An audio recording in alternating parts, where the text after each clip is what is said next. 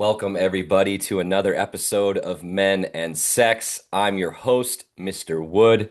This podcast is all about normalizing conversations about the taboo, specifically sexuality, masturbation, arousal, turn on. We are really going to dive into it today, I have a feeling. I like to keep things pretty simple, uh, easy to understand, and we might take it to new heights today. So buckle up, stay for the ride, and I have a feeling it's going to be a good one. Today, I've got a guest on the show once again. I'm really excited. Jessica Bird. We connected on Instagram and I checked out her page and was just like, all right, yeah, this feels like a good fit. Let's see what happens here. So, Jessica Bird is a speaker, intuitive advisor, and erotic channel, which I'm really excited to hear more about. Jessica, welcome to the show. Hello, thank you for having me. My pleasure, my pleasure. I saw some of your videos speaking to audiences, and I was like, oh, yeah, Jessica can handle being on a podcast. So Oh I'm yeah. looking forward to sharing space with you. Me and listeners, I waited to hear this with you. Tell us a little bit more about what it means to be an erotic channel. And so, some people don't even understand channel at a basic level. So let's tease it apart just for fun so we can start here. Yeah, I'll break it down. So I am a born intuitive. Now we're all wired as intuitive beings, but I was a very psychic child. I saw things, I knew things, I felt things, and shut it down at a young age. And in my early 20s, I was working as a financial advisor. And after a heartbreak, I want to every pause. I want to pause you there just for a second yeah, because I think this is really cool to tell to yeah, the listeners too that you talked about these gifts that you had, and I think some people are unaware of psychic gifts and the mm, different senses that they include. That some people just feel something, some people have visions, like that there's different hypersensitivity. And I think that this is great to talk about because this is a lot of why I want men to bring consciousness into their sexuality is so that we can awaken ourselves to subtler sensations. yes, And that's really what we're talking about here. So I just wanted yes, to yes, yes. sprinkle that in there. Perfect. And quick pause. Let me just let my cat out because she's going to be meowing. Yeah.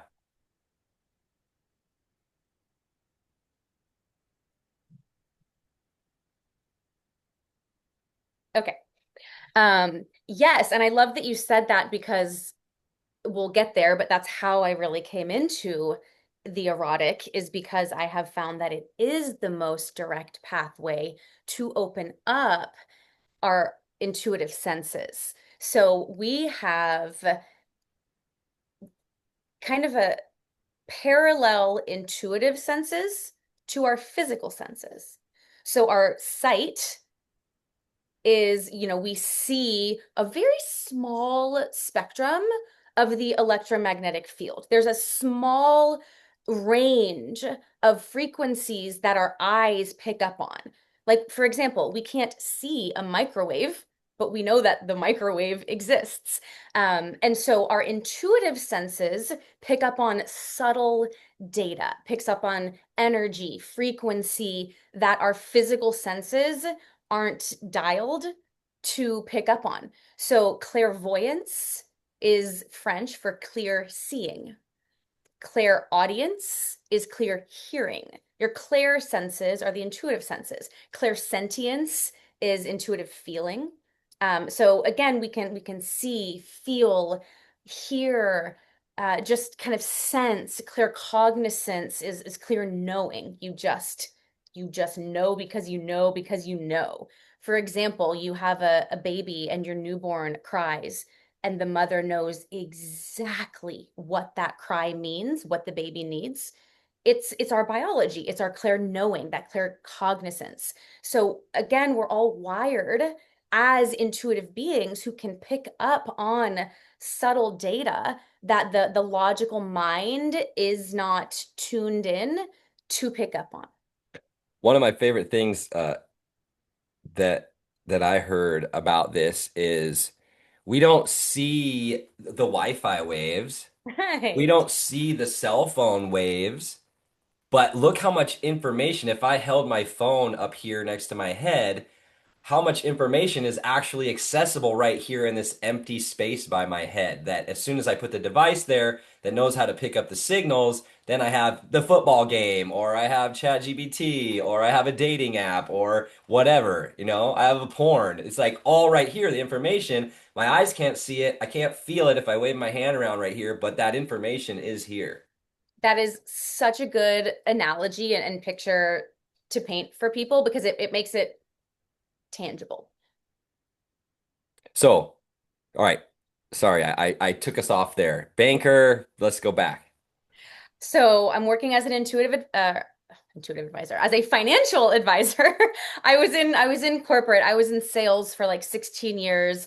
The end of my career was as a financial advisor, and it was in my, I think, early 20s, early to mid 20s, that all of my very highly attuned intuitive abilities flipped back online. And it Wow. was it was after a heartbreak. So my heart cracked open and I started going to yoga, which got me very much in my body. And so it was the combination of my heart being cracked open and feeling these deep emotions, and then anchoring in a physical practice that revolved around breath and movement, presence in the body. It was kind of the emotional and the somatic combined that unlocked these intuitive senses that I really tried to shut down at a young age because it was overwhelming, overstimulating. I didn't have language for it. Um, and one thing led to another. I call it divine intervention moments truly happened that set me on this path of eventually leaving finance and being a full-time energy worker, intuitive, and working primarily with high achievers, women mainly, who were in a similar position. They were corporate execs, founders, creatives who were really high performers in the tangible world. They were creating success, they were raising families and waking up to their own spiritual self or this deeper calling for more, even if they didn't know what it was. Their own intuitive abilities were kind of tickling and coming online. And that's how I transitioned and left corporate to be an intuitive advisor. Mm.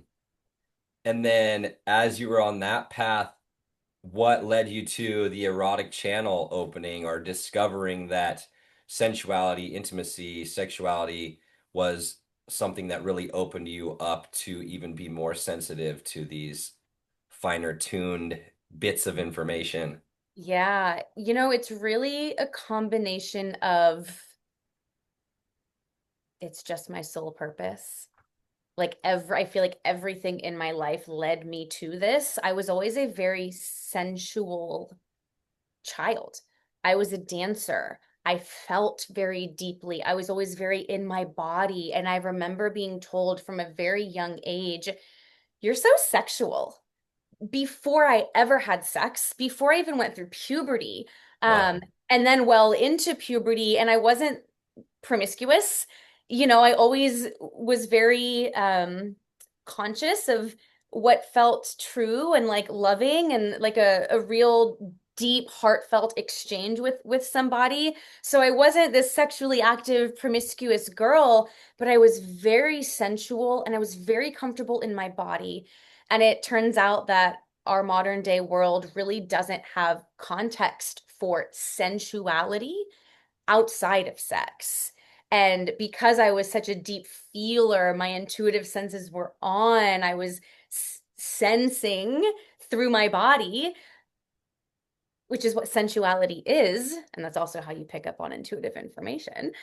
I I didn't have the terminology then, but I was very embodied in my erotic nature, this kind of combination of body and heart and feeling senses, heart open and turned on by life, turned on by ideas, turned on by, I guess sexually as well as I went through puberty. But again, I think the erotic is really misunderstood.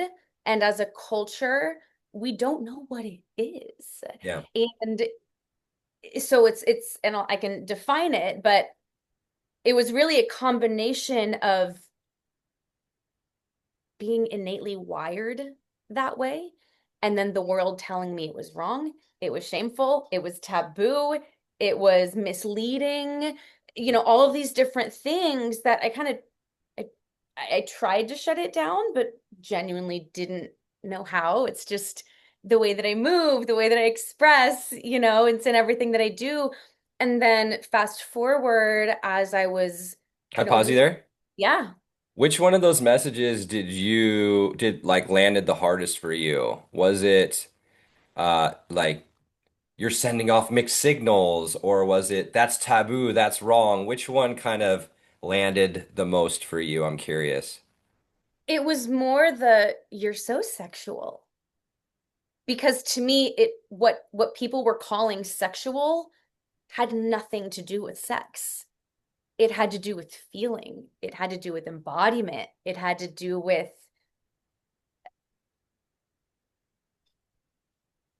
feeling. And so it caused confusion. It was like, I don't understand. So that landed as something that I kind of like quite like, what am I doing? What's wrong? I don't get it. It just kind of short-circuited my system.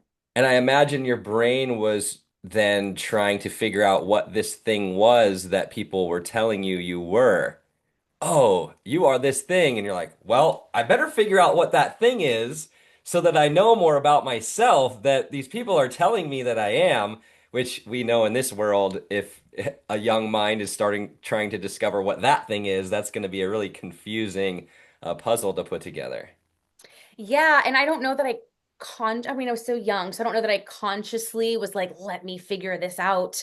But Right. on a subconscious level and like a heart and soul level, I think over time it kind of became my mission. Like there's a very big disconnect Yeah. between what I am experiencing and what feels Ooh. true to me and Ooh. what the world is telling me.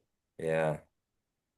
And so yeah, and I think a lot of people can relate to that, men and women alike. It's like, as we wake up to our sexual nature and that very primal biological urge, our hormones start moving in our bodies. We start to feel our sexual energy rise up through our bodies when we're teenagers, when we're preteens, and we're not given any context for it. We're not told what it is. We're not told what to do with it. We're mainly told that's wrong, keep it in private, don't talk about it.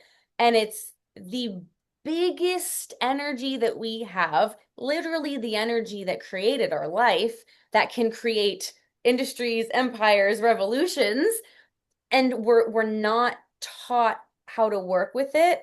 And so most people can relate to what I'm feeling and what the world is telling me are at odds Mm. with each other. And so we kind of seek out these alternative ways of figuring out what's happening in our bodies. That is the most natural thing in the world. And I think that's a part of the kind of the root of the core wound, which is the disconnect between heart and sex. And that connection between heart and sex is the erotic. I love that. One of my favorite things about this podcast is the opportunity sometimes I interview men anonymously and I just hear about their stories of their first experiences with sexuality. And these two words are coming together for me in a really potent way, which is like innocence and sexuality, because there's such a like those kind of don't compute. But Yes. to hear all the stories that I've heard from men about just, the discovery of eroticism and something feeling good in that way, so many different stories of how that discovery takes place, and it's so innocent. It's like, wow, what is that feeling? Whoa, what is that moving through my body? And Right. especially when we're so young that we're not even at a point where we can orgasm or ejaculate, and we're just like, wow, this feels really good. What is this? And there really is an innocence at that point of what is happening in my body from this sensation. You nailed it. I call it erotic innocence. And it's a huge component in the work that I do as I help people really embody their erotic nature is reclaiming erotic innocence. I And love that that's actually a term oh you no, it's a use. oh yeah, it's a specific thing because I mean you said it. Everybody, and I've guided so many people through this, through kind of a meditative state to go back to that first moment, a core memory or moment when you feel like your erotic nature no longer felt innocent. It felt Mm, wrong. It felt shamed. It felt manipulated. It felt misunderstood. In worst cases, it was misused. It was abused. Um, and everybody can trace back to at least a moment where that very innocent erotic nature and exploration was manipulated, was distorted in some way. It was made to not feel innocent. And that is a huge component of deeply embodying your erotic nature, your sexuality, and how you bring that into every aspect of your life. So yeah, I love that pinged for you.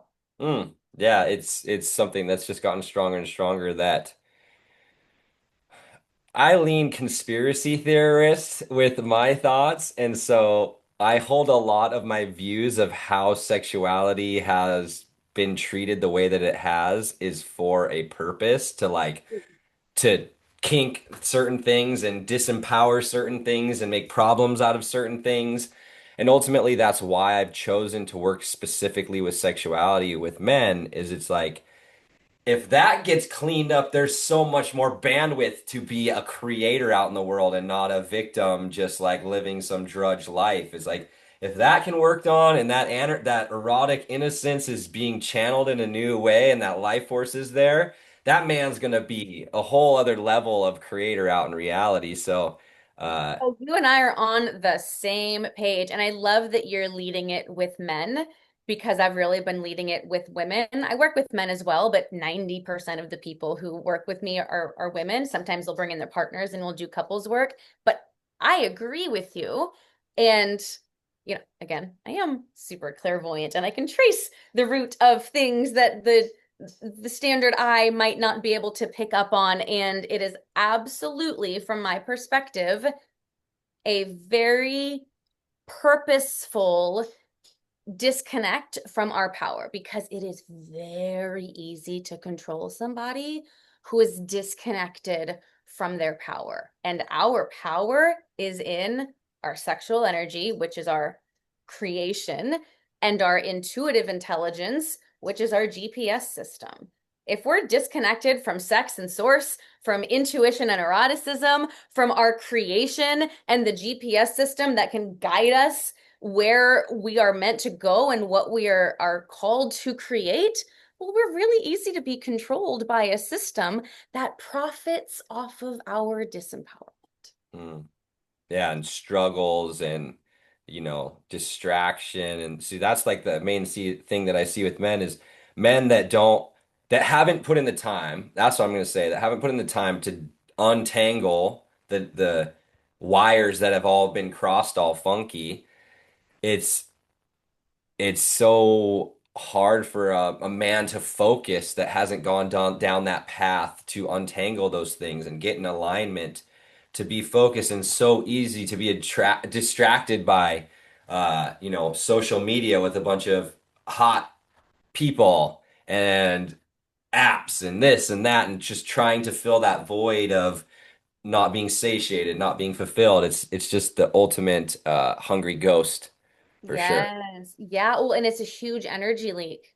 And it's I think one of the easiest ways to start to tune into your own energy because it is such a strong impulse and such a strong sensation in the body. And so once you start to look at how you are seeking to fill that that void or that hunger, it's really a hunger, you see where you're leaking your energy. You see where you're giving your power away, where you're giving your power away to porn. You're giving your power away to scrolling. You're giving your power away to these very surface level visual, audio signals and cues to give you this fake sense, this fake hit of dopamine, of connection, of what it is that you're deeply seeking. You can start to see where you're giving up your power away and where your attention leaks, where your focus leaks, where your clarity leaks, and where you are not in control over your own energy, presence, and creation. When you tapped into that erotic channel, what was activating that erotic energy for you? Was it in actual sensual experiences with yourself or another person? What was when you were like, "Oh, whoa, I'm feeling extra tapped in here." Oh, yeah, it was a process. So my intuitive awakening happened first. Like it just flipped online. But in that, I was also processing a breakup. And so at that time, I set the intention to be in a relationship with myself and to date myself. And I genuinely came into my sexual and erotic power as a single celibate woman. Not by choice, but by standard. That's just where I was at the time, and that season lasted a lot longer than I ever thought it would. Not like it wasn't an intentional, I'm gonna go on a celibacy journey. No, no, no. It just happened that as I tapped into my body, and I was a dancer. So I would have date nights with myself on Friday evenings, and I would turn down the lights, I would turn on music, and I would dance in the mirror and just be with myself. I was in a process of falling in love with myself again after my heart was broken. And the two just went hand in hand. The more I got into my body, the more I was in my sensual nature, the more that I would pleasure myself and flirt with myself and be in my own eroticism, the more tapped in I was, the more intuitive ideas, the more spontaneous insights, the more all of those intuitive senses just amplified. So it really started with myself, and then working with clients, I would, trace their energy, and I learned different ways to trace energy over time, but I learned very quickly that almost any issue someone would bring to me that traditional methods couldn't solve, or any next like up level that they wanted to reach, even if they didn't know what that was, the quickest way that I was able to get there with people was to look at their relationship to intuition and their relationship to their sexual energy. Mm, And it just kind of revealed itself over time. And as I saw it with clients and then more deeply embodied that within myself, my channeling state is what I call an erotic transmission. And I'm now starting to teach women how to do this because it's so natural and so organic to our system. And it's something that I think we've been very disconnected from. mm. I want to rewind it just a little bit for the men because this was really impactful in my own life. And so I want to just shine the light on it a little bit longer, which was you talking about dating yourself. And this is something that I see women really, really good at.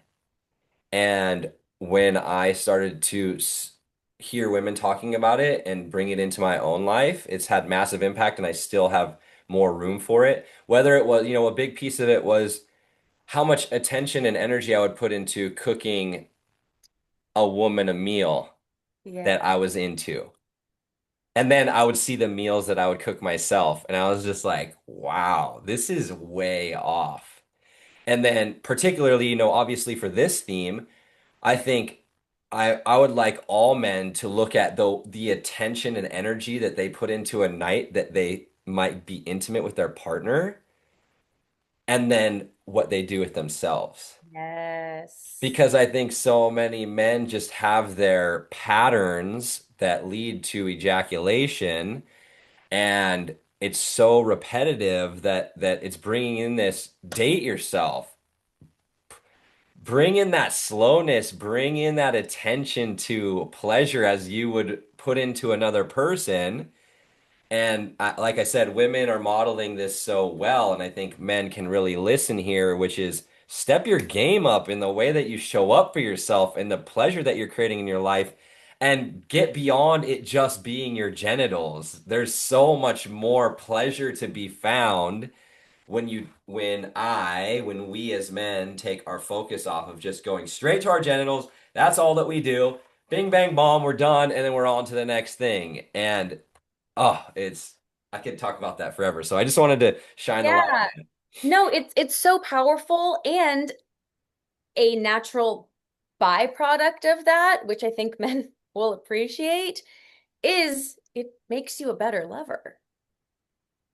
And so those places where you cook the meal because you want to impress her, and really part of it, I mean, part of it is very heart-led. Part of it is I genuinely like you and I admire you and I want to that. do something nice for you because God bless men, you are givers and you are providers and you want to create, you want to make women happy. You want to feel, you want to see her radiance because that fuels you. And so there's a very innocent, loving intention there. And there's often a very unconscious desire to get something from doing that. And a woman can feel that, whether she is consciously aware of it or not. There's an exchange happening where men are going to these elaborate lengths to ultimately kind of buy what they want to get from a woman. And that results in a much more shallow intimacy and sexual experience because it's really this like linear exchange and like I'll give you this, you give me this. Again, even if it's subconscious. And so as men learn to treat themselves with the reverence and the presence and the love that they're actually seeking from a woman, you're no longer approaching a woman from a void that you're seeking to fill. You're Yeah. approaching a woman from a self-sourced place Hmm. that can actually result in a much deeper, more intimate dynamic that can fulfill something so much deeper than just filling a void. I love that we started the conversation with intuition and awareness to subtler things because once again, we're talking about it here. And this is something for men to feel into in this conversation, which is that feeling of doing the thing for something can be so subtle and easy to miss in ourselves. And for our partners, that feeling of the person in their life doing something because they subconsciously want to get somewhere is a subtle feeling that they may feel and their mind not might not even register, but their body might register it. Their body might register, and they might have past experiences of people taking things from them that makes the body close down. And then in the intimate experience, there's all this, what's wrong? Why is this not feeling right? Why are we not going? And the cycles continue. So Yeah. all this conversation around subtleties is extremely important in so many different areas of relationship with self and relationship with other. But Mhm. I love to dangle the carrot in front of your nose, listeners. That is, you want more pleasure, you want more satisfaction, you want more fulfillment, you need to become more attuned to the subtle. Yes. And as you become more attuned to the subtle in yourself, you naturally become more attuned to the subtle in your woman, in your partner. And if there is one thing that I would tell men about being an incredible lover, it's to be able to feel your woman, to feel her energetic state, feel her emotional state, feel when she goes to her head, feel when her body starts to subtly close, feel when her breath starts to shift, signaling that her nervous system is shifting, or she's moving her awareness, she's checking out of presence. All of this is subtle. It's subtle sensation. And as men learn, and this goes for women too, but we're talking mainly to men Yeah. right now, Yeah. as men can learn to tune into those subtleties within their own bodies, that is the prerequisite to be able to feel those subtle sensations in your woman. Because if you're not doing that, you are leading any erotic or intimate or sexual experience from muscle memory or from what your brain learned from porn or from past lovers, which is not relevant with the woman in front of you. It's not relevant because every woman is different, and even the same woman is different moment to moment to moment. And so, if you are just going based off of muscle memory and what your brain thinks you're supposed to be doing, one, you're not really present in your body and in the moment. And two, you're not attuned to her. So you're missing out on a huge well of intimacy and pleasure that is readily available. And I want to bring it back for the listeners in where we started, which was talking about make the nice meal for yourself. Do the thing for you. Make the self pleasure better than just the mechanical thing. Start there so that once again, it doesn't become this trading and this performance thing, which is like, I'm going to get better at this thing so that I can better read my partner and be a good lover. And then once again, we're back to these mind games and trying to do something to get something. So the benefit is you doing this in your own relationship to sexuality, in your own relationship to the erotic, in your own relationship to pleasure and turn on, in presence. The bonus is that all of these things more naturally come with your partner. Right. Absolutely.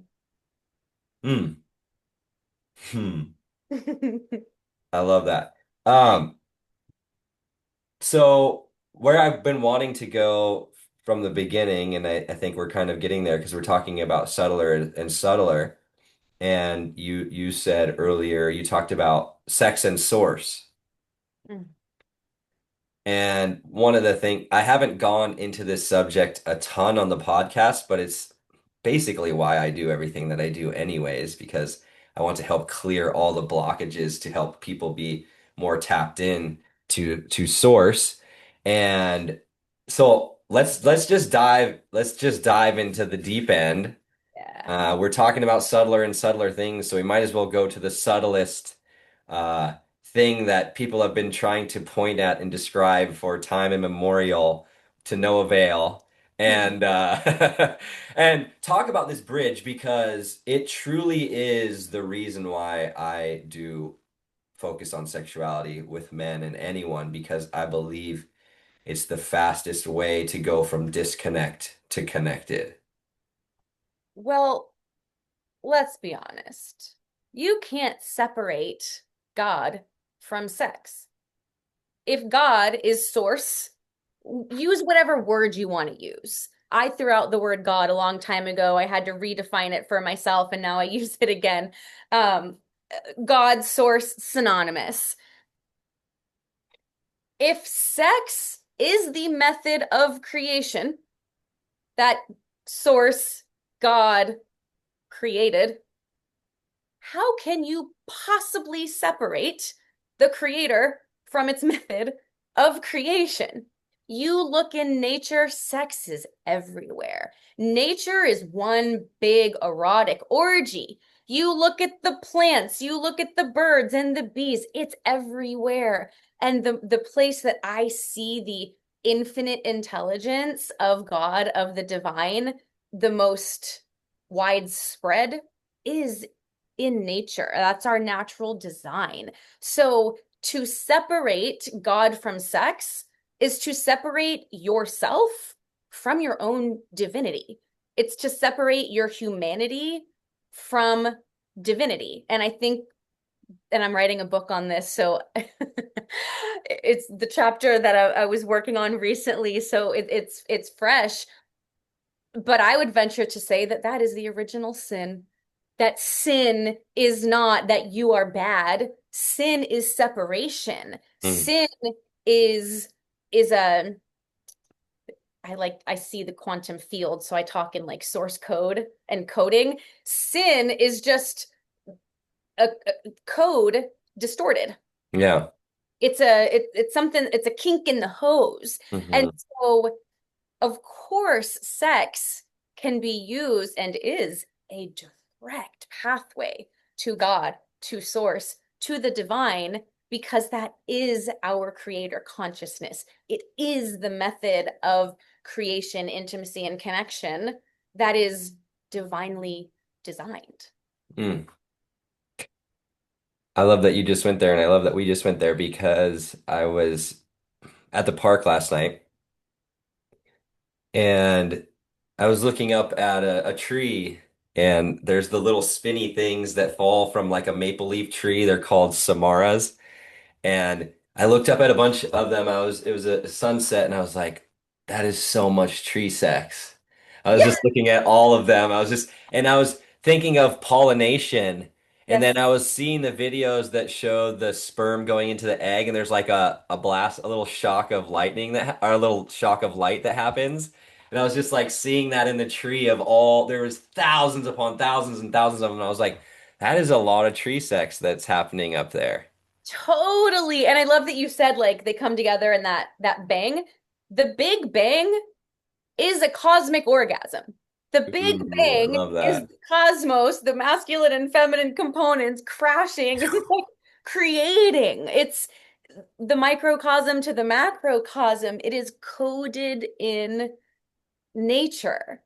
And it's so it's so easy to see if you really look at it how a lot of different religions have been distorted over Yeah. time to really separate sex and God, when really the ancient wisdom traditions and the ancient teachings were using sex as an ascension tool, as a pathway to God, as a way to unite with each other and with God and open up to this divine intelligence and merge with your spiritual self. So I think modern day religion, culture, and society have really kind of separated the two, when in reality, they've always been one and the same.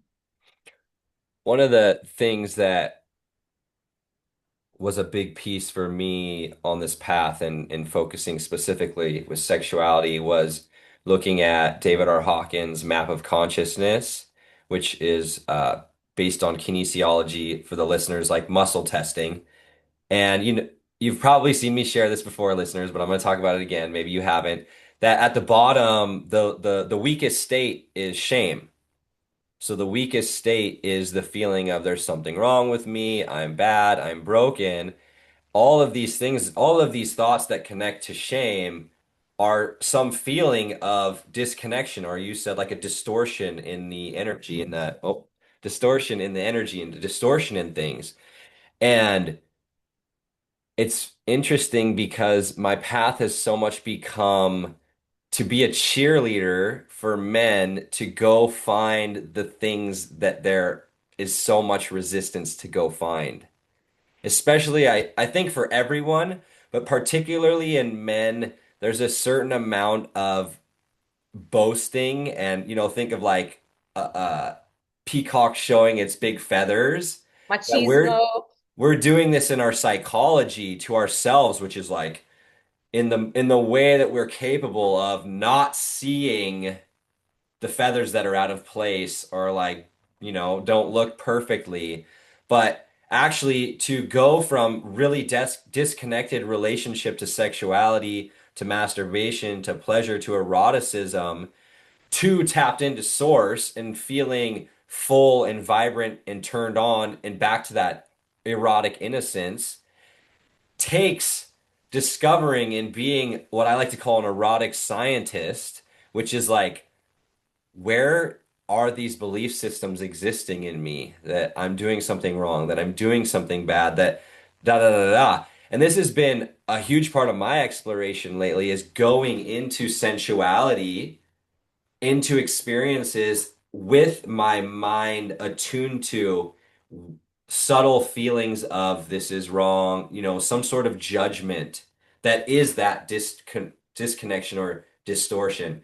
And I tell you what, I have learned some very interesting things about belief systems that I'm tapped into or working through. I bet. I'm curious if I may ask, is there any one specific, like top of mind that you think a lot of men would relate to in either related to shame, related to something that you've discovered about the shame that you carry, whether it was like a belief or a thought pattern, Yeah. the most like a specific one that really impacted you? There's two juicy ones lately, and one is just the classic one that comes from religion that I can feel it. It's I'm attuned in a similar way, and mine's very much feeling based, Yeah. and I can just feel this tether of just thousands of years of programming the act as a wrong, bad thing. And so I'll just feel it sometimes as if I did something wrong or I did something bad or that God, I'm further from God. Like I'll feel that feeling of I'm further from God or something. And then, luckily I'm doing this purposefully, so I'll be like I'll go through a checklist of like was everything consensual? Did I have kindness in my heart? Did I do my best to communicate? And I'll just see, like, I'll go through and I'll like, yeah. And I'll be like, so how could that be what these thoughts are going to? And it's been an unraveling. It's not just a one and done thing. I've been scooping out, like, a bucket in a pond. I've been scooping out different layers of the wrongness that's felt there. Yeah. I got one other one, but I'll give you an opportunity. Yeah, I want to speak to that one because it's so, I think, relatable for so many people. And it kind of ties into how I found God through my eroticism. So it might be a little bit different for men, but I still think there's a takeaway there is I really found God in my own body.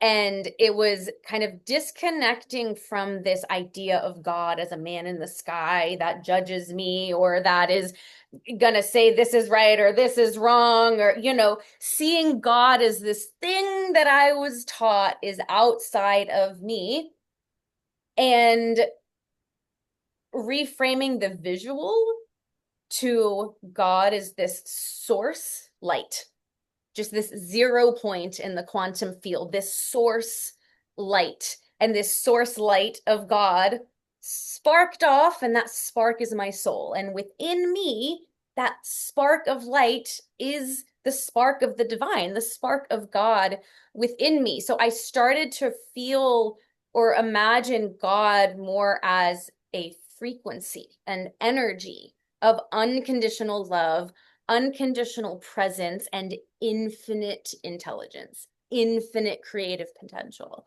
So it was when I was in that loving myself, dating myself, in this erotic state with myself, that I began to feel the frequency of God, this infinite intelligence, creative being in my cells, in my bones. I felt like God was fucking me open. I was making love to God. And some call this heresy. This is triggering for people. I call it the holy erotic. Yeah. Like once you start to actually invite God into your body and into your sexual experiences rather than like, all right, God and divinity, I'm going to go in private with this woman now. Like you stay here, I'll be back and I'll connect with you later. You're still separating it. Don't watch what I'm about to Yeah, like don't do. watch what I'm about to do. And like this might sound crazy, but I've developed over time like this God kink.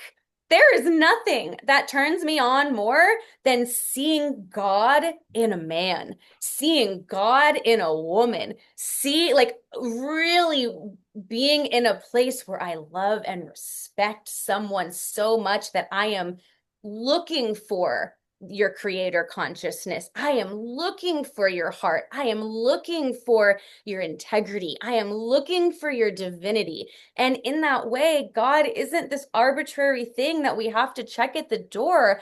I started training myself to see God in every single person. And Mm, that really helped to bridge the gap for me to experience God in an erotic way with myself and then also with other people. mm. I thank you so much for sharing all that. I lit me up, turned me on. And I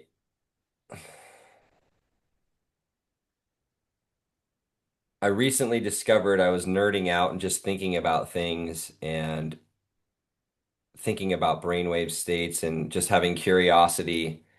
And I did some research about brainwave states after ejaculation and realized that after ejaculation, brainwaves drop into lower frequencies, whether it's alpha or theta.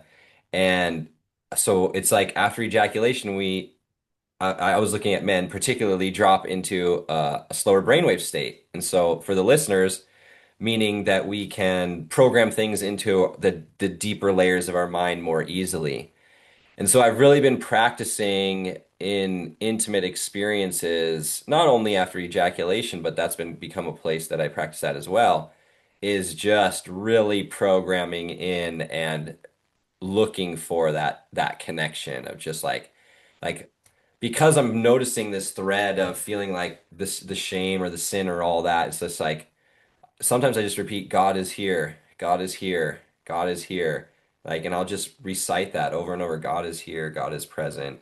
And I think that this impacts more men than men are aware, because I didn't grow up in a super religious family. I just had a few ties to it, but it's so strong and it's been so strong in the collective for thousands of years that it once again, it takes a looking for it to discover it.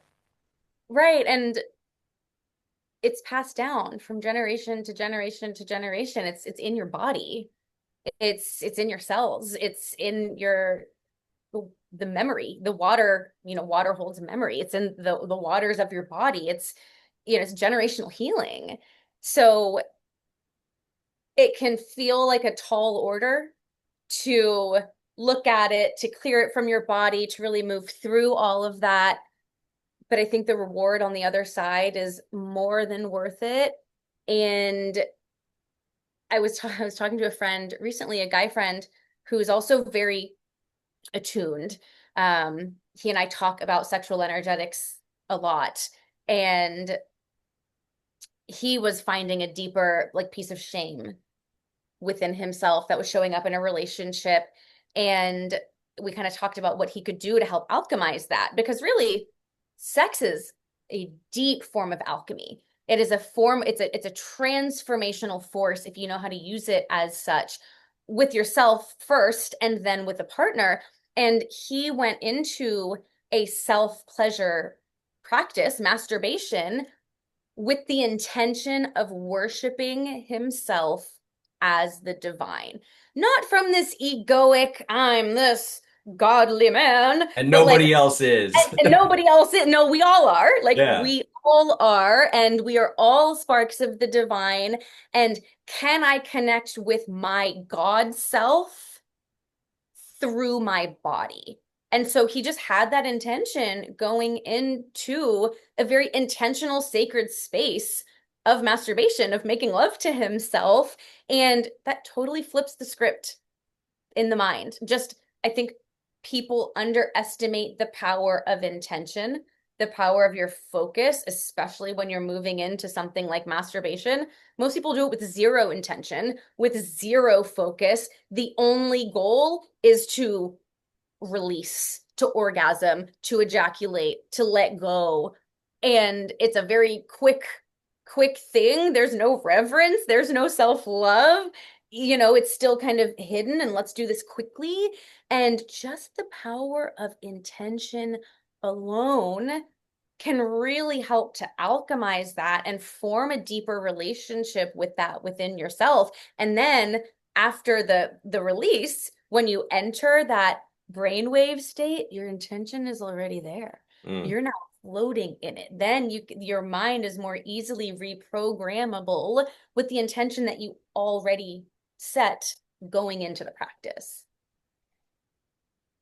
Yeah, I think that it's such a great place to start too for a person anywhere on their journey from the beginning to any level advanced, to work with an intention. But I think it's a great place for men that might be listening that maybe they're newer to the journey, that something as subtle as that. I think similarly, you know, the idea of semen retention or semen intention, it's this same kind of flip of the switch where in having an intention, I'm automatically flipping a switch that says I'm more present than I normally am. Instead of just doing the thing on autopilot and something inside of me triggers the desire to go do this pattern that I do, and I just do the pattern and I go through the motion, but instantly through dropping in this idea of having an intention, that intention is the switch that turns my mind on to presence and goes, oh, what choice do I want to make here? What Mhm. choice do I want to bring into this? And now there's much more presence and intentionality in the practice, which will automatically shift things. I love that. It really breaks it down to basics because think about it. Your seed, your semen holds the code of life. That's why I titled it Seeding Masculinity. Yes, exactly. So it's like, what are you seeding? With Yeah. every time you ejaculate, if you are doing that unconsciously, unintentionally, laced with shame and hiding and connected to porn, for example, which has zero heart connection, zero actual intimacy, it's completely bypassing the heart. I could go on for days. If that is the environment that you are seeding creation into, you will see that in your life. You will see where you are not present in a board meeting, where you are lacking focus in sports, where your physical vitality is leaking, you don't have discipline. You're going to see it in every area once you start to actually look at it. And it can be that simple as an intention, and really think about the power of what you are seeding and what environment you are seeding it into. Because if you are seeding in, let's say a woman, let's say you're having sex with a woman, do you feel like she is a fertile environment to impregnate with your seed? Whether you're getting somebody pregnant or not is not the topic of conversation here. Do you feel like this woman is a clear, fertile environment to amplify what you are seeding? Because ultimately, that's how it works. Whatever you put into a woman, whatever you give to a woman will be amplified and returned back to you. So, what are you seeding? What does that look like? And really start to pay attention to that because I see so many couples that are just pointing the finger at the other person of you're this and you're that and you're not giving me this or I'm not getting that, whatever that is. Men specifically, if we're talking to you right now, what are you seeding in your woman and how is she reflecting that back to you? What is what she is giving you reflecting about what you are seeding in her? And either you are not seeding what you actually want to be seeding because it's unintentional and that's being reflected back to you and you don't like it, or you are seeding something into a woman that is not actually a fertile environment Mm. for what it is that you want to receive. Either way, you have to look at yourself and what you're seeding and what your environment you're seeding it in. I love how many times we just talked about seeding. Yes. And I What think it is. I think on top of it with the partner, something really brilliant that you talked about is what am I seeding in my self-practice? Am I at, because this is one of those things that I'm so passionate about is pointing that out for men that so many of our sexual habits started in hiding, secrecy, behind closed doors, and that continues for most men into their adult life.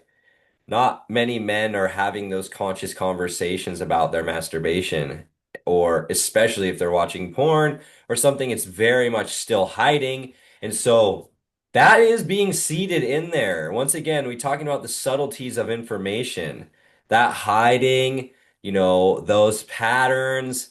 Maybe you're watching a video that's not in alignment with the sex that you're having. Maybe there's agreements that you've made with yourself or another person that you're breaking. Like every time, and then you're ejaculating to that. That's a powerful sewing Yes. over and over. And we're talking decades, we're talking lifetimes that this can be going on, that we as men are unintentional about what we are seeding in that practice. So bring that awareness into what do I want to seed? How fun is that? This is why another reason why I love working with sexuality is like how fun is that? That I'm, asking you, the listeners, to bring intentionality and choice into your ejaculation. Like, wow, like who doesn't want to do that? Oh my, it's so much fun and there's so much possibility. And it's like that's what I want to help people see is there's an entire world of eroticism, of sexuality, of pleasure, of fulfillment related to sex that most people don't even know exists. And it's like this Narnia on the other side of shame and changing your practices and reprogramming your mind and doing the inner clearing, clearing your mind, clearing your heart, clearing your body, like clearing your internal environment to be a clear vessel for your sexual energy to move through. And when you do that, there's just so much available on the other side that I feel like if people could get a glimpse into that or even just taste that, like have a dream and have a dream about what that's like and then wake up, there would be much less resistance to facing your shame, facing your beliefs, actually doing some of these practices because it's truly mind-blowing what sex and intimacy and eroticism can look and feel like once you start implementing some of this. I have had so many men tell me, "Oh my God,"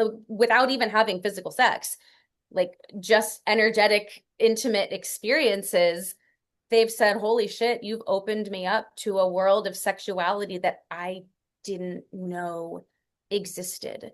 And it was so satiating for them that they weren't seeking an orgasm. They weren't like, God, how am I going to get her clothes off? It wasn't pulling on their mind because they were having such a deeply fulfilling erotic experience.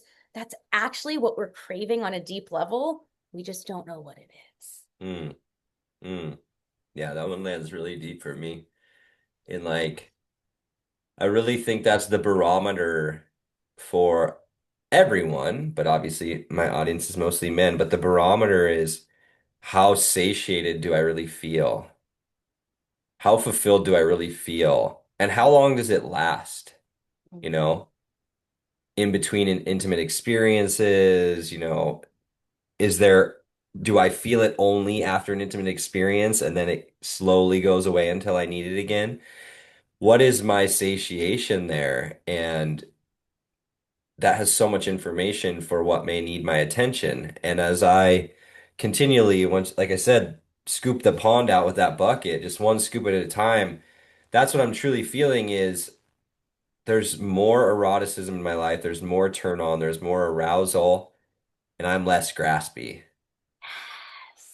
And it's just like like this natural orgy all around us, all this sex is happening, all this power. I'm like now seeing it and feeling it and a part of it, but I'm not like, oh, I need it, I need it. Oh, and trying to grasp it and bring it into me to fill me in some way. So it's Because you're self-sourcing it. And it's self-sourced, it's within you. And then that's also more attractive. And you feel safer to women, you're more attractive to women, and then you're actually going to be able to attract a woman who can meet you in that depth, who can meet you in that turn on, who can meet you in that deeply fulfilling erotic experience or relationship because you're finding that within yourself. I just had my mind did some shifting right there. So I think yeah, something just shifted for me and my path forward. Yeah, care to share? Oh, just you know, in my I've been in my own exploration. I've been in my own discovery, and I've felt a shift going to take place soon. And just was kind of when you were sharing, I was tapping into that. You talked about sowing seeds and what seeds are you sowing and is it in a fertile place? And I think that there's just some shifts that are taking place for me as I said, scoop this pond out bucket by bucket. There's kind of different Ys in the road that I'm walking down, and I see a Y in the road that's coming. Ooh, I that's don't exciting. know what it's going to be, but I see that it's coming. Yeah, you feel it. Thank you so much, Jessica, for I feel like I could talk to you for hours about this, Yeah. and maybe we could do more episodes. What would you, what would you, there's an opportunity here, my audience being predominantly men, what would you like to gift or channel or share with the men of the world? Oh, good question. Okay, I don't want to go with like a standard response. I'll actually feel into your audience. Hmm.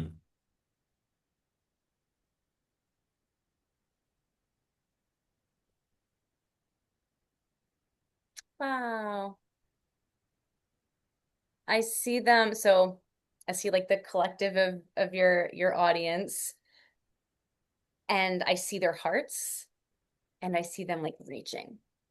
And it really feels like they're deeply desiring a heartfelt connection in intimacy and sexuality. And I don't know that that's the topic that typically leads here, but I think the world can often kind of brush over the emotional needs of men, the emotional desires of men. I think that the social or cultural narrative is that women are these emotional beings and women and men just want to get off. That could not be further from the truth, both from personal experience and from what I'm specifically seeing and sensing in your audience. And I think there's a hesitation to kind of share that. And I honestly think that men don't have language for that. It's like they don't actually know what it is that they're craving or what it is that they're seeking, and they're seeking it through sex. They're Yeah. seeking through erotic experiences. And there's actually this much deeper, like, heart connection that I think men are really craving and don't fully know how to find. And so they feel a little bit stuck there. And I would say, kind of everything we talked about in this episode of being your own lover, bringing presence to your own self, treating yourself the way that you would, in a relationship, something like that is, and viewing women as God, viewing women as goddess. How can you revere, how can you hold yourself as God? All of these things really play a significant role in opening the heart. And I think I just want the men to feel seen and understood and loved. Like, Mm, men, you are loved. You are loved. You are loved. You are so desired by women. Like, men's hearts are so desired by women, and women genuinely want to serve the hearts of men. Um, mm. I love men. I love to revere them and like hold you to your potential. Like it's so beautiful. And so I just wanted to any of the men who don't feel seen or loved or understood or respected or admired by women who feel any type of friction and like really have that deep heart longing that they might not know how to name. Like I see you and I feel you. And the more you tap into that within yourself, I promise you that will be reflected back to you in the women in your life. And we need you. Like, we need heart-centered men. We need deeply empowered, erotically embodied, present, grounded, God self men. So we are here. We love you. We want you. We are on your team. That's what I feel coming through the most. Just like cheering on the men.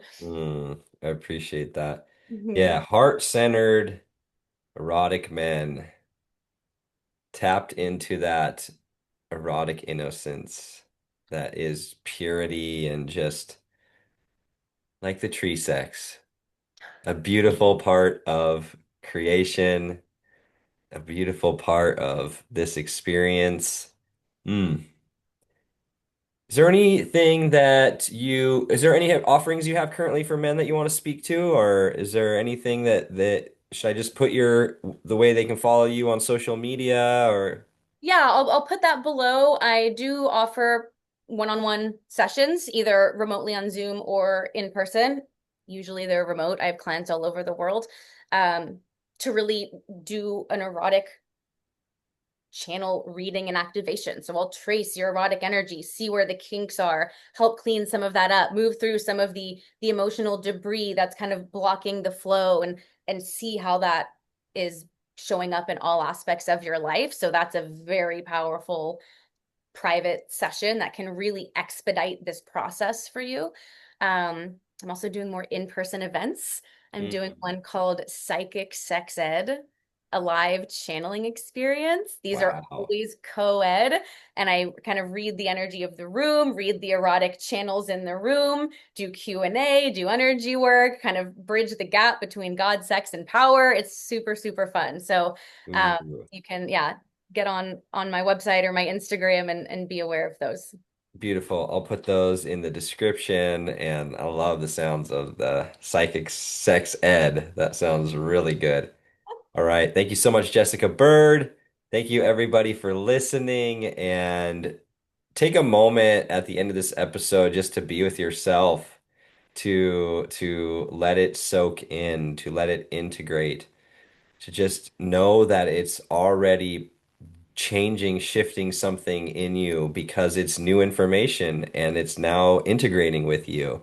And if there's anything that I'll encourage you with is bring that intentionality into your self-pleasure, into your masturbation. Just start there. Bring in more intentionality. What am I wanting in this experience with myself? Is it more connection? Is it more pleasure? Is it to feel alive? Is it just to soothe for a moment? Is it just to relax for a moment? Bring in that intention, and just that alone will shift things. So enjoy many more episodes to come. Have a wonderful day.